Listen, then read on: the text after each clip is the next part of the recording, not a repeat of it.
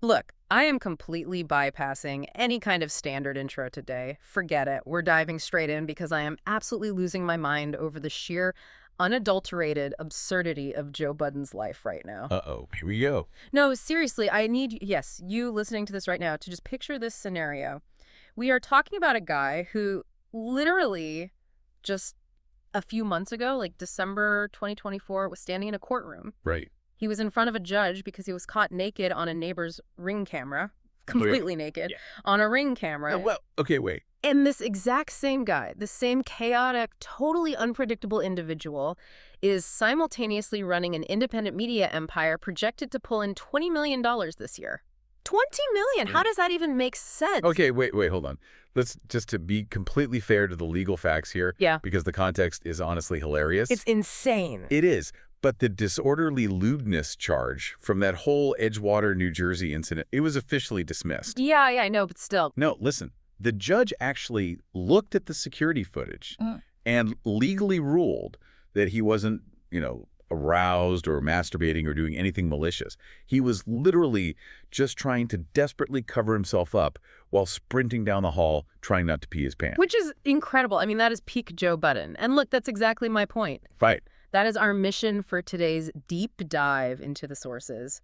We are unpacking what I call the Joe Budden effect. I like that, the Joe Budden effect. Because if you are a creator or you're trying to build a brand or you just want to understand the modern internet, you have to study this guy. You really do. How does a dude whose entire brand was historically built on burning bridges, wild controversies, and being universally labeled by mainstream media as a one-hit wonder managed to completely flip the creator economy on its head? It's a massive paradox, I'll give you that. He essentially wrote the ultimate independent blueprint for creators everywhere, pulling in millions, all while fumbling around his apartment hallway trying not to wet himself.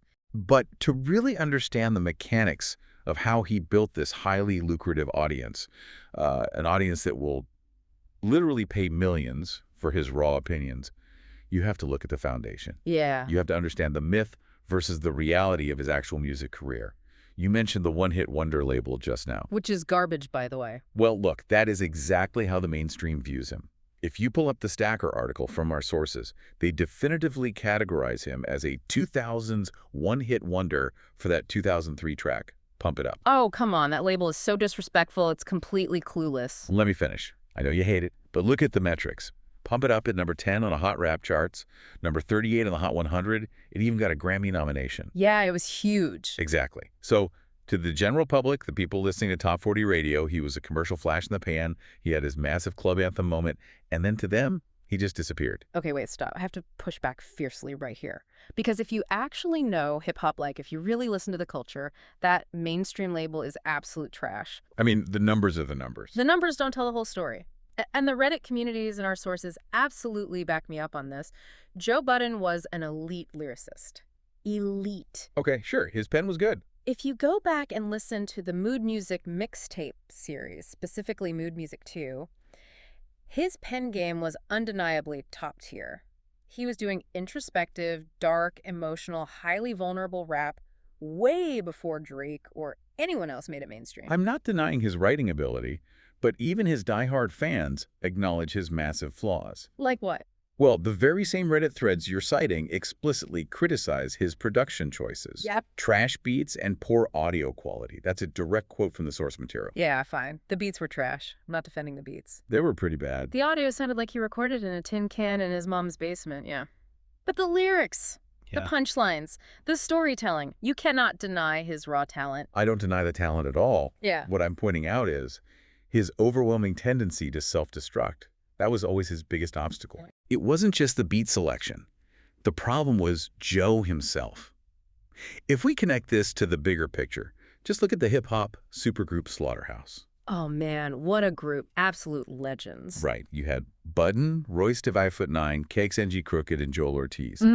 Absolute lyrical monsters signed to Shady Records. Top-tier spitters. They released 2 albums. They built this massive underground following. They were actually in the middle of recording a highly anticipated 3rd album called Glass House.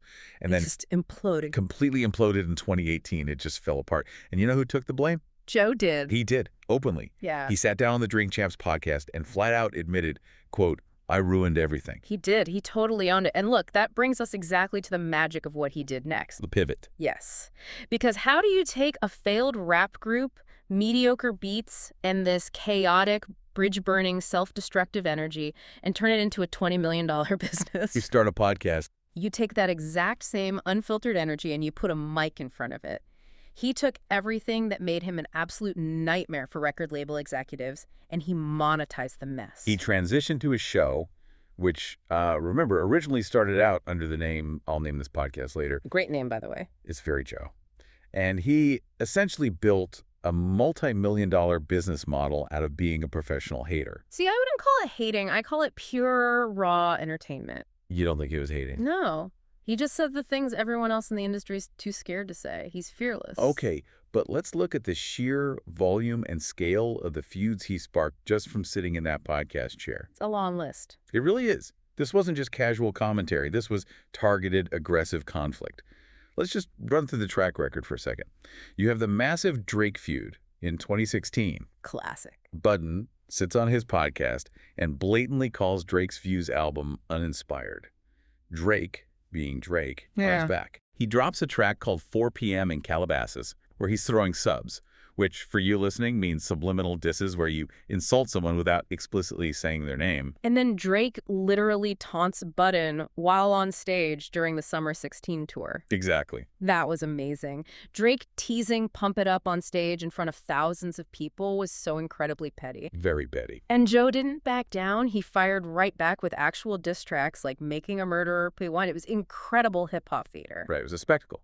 But then you have the Migos incident in 2017. Oh, legendary. Top 5 internet moments. He's co-hosting the show Everyday Struggle. He gets visibly annoyed with the rap group Migos during a red carpet interview, literally drops his microphone and storms off. And almost starts a brawl in the middle of the red carpet. That one tantrum is the exact moment that birthed Takeoff's iconic "Do It Look Like I'm Left Off Bad and Bougie" line.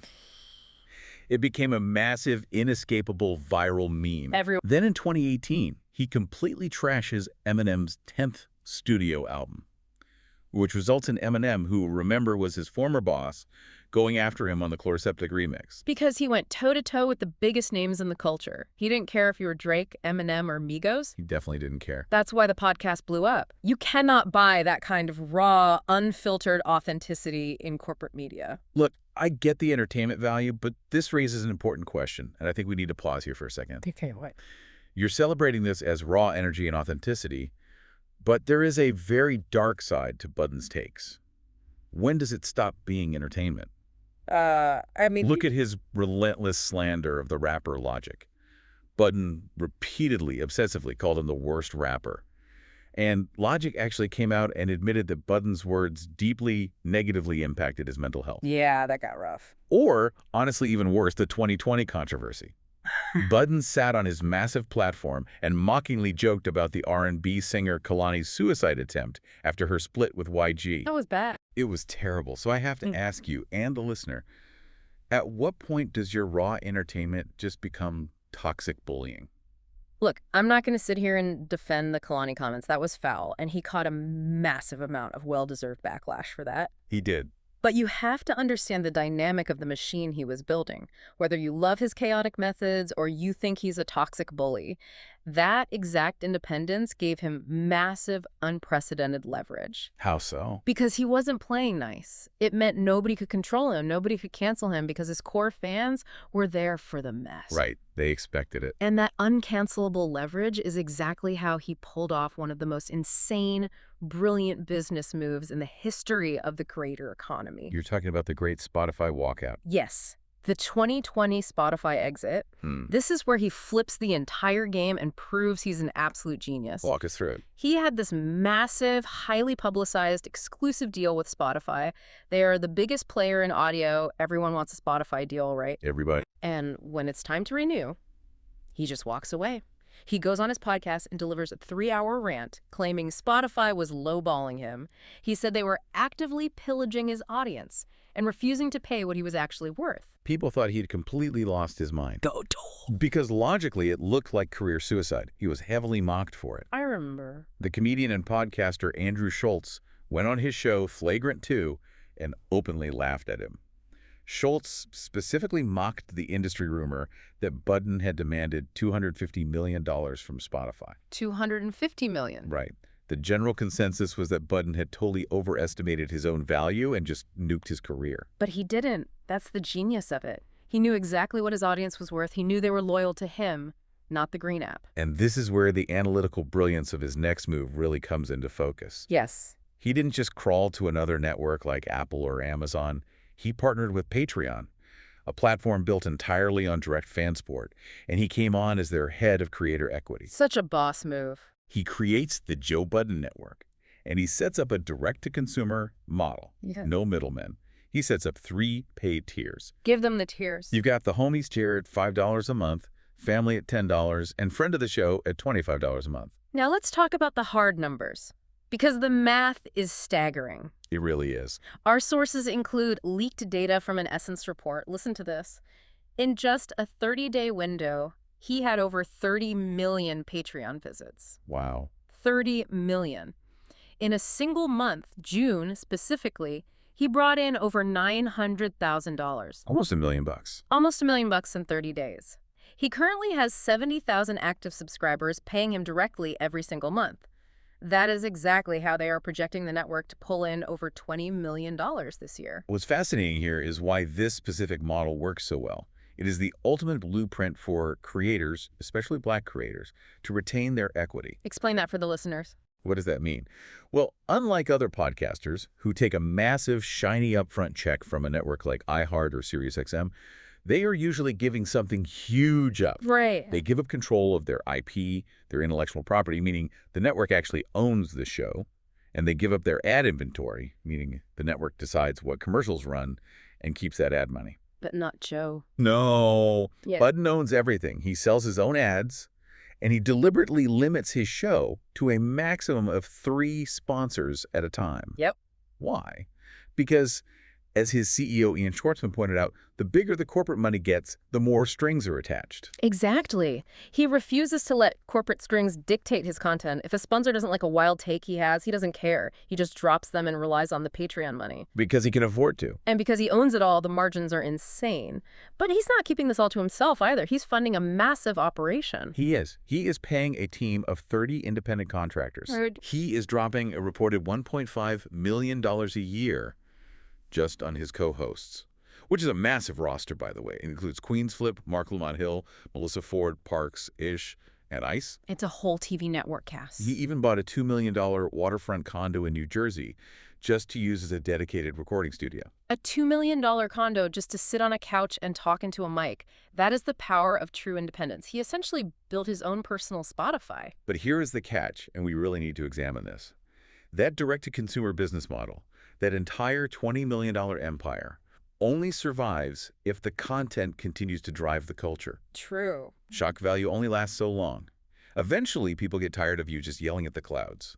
To sustain that massive income, you have to evolve. And he did. He did. And to prove the sheer power of his network today, we have to look at his December 2023 sit-down interview with Nicki Minaj during her Pink Friday 2 press tour. Which was a massive, massive deal. Absolutely. Because if you go back a few years to 2019, Joe and Nicki had this explosive, deeply personal feud. It was bad. Really bad.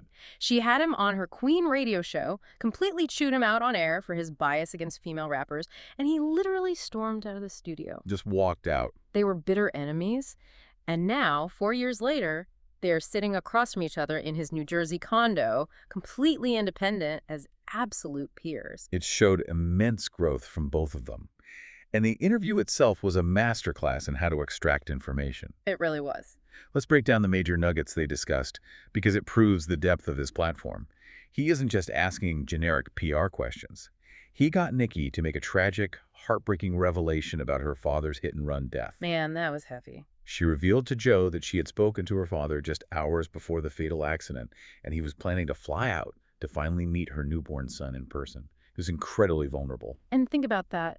Why does she give that exclusive, devastating story to Joe Budden instead of, like, a mainstream glossy magazine or a late-night show? Because of the dynamic. Exactly. Because he disarms these artists. He's a peer. He's been through the industry mud, so they don't feel like they're talking to a corporate journalist. They feel safe opening up to him. That's a great point. He creates a peer-to-peer dynamic.